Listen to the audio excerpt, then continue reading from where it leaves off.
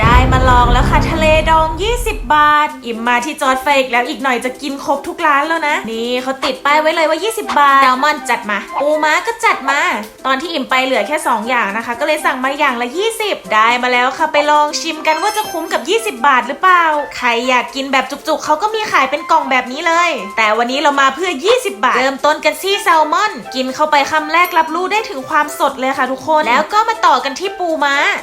วัตถุดิบร้านนี้สดใช้ได้เลยค่ะน้ำจิ้มเขาก็แซ่บอยู่เด้อส่วนตัวอิ่มสำหรับ20 บาทคิดว่าคุ้มเลย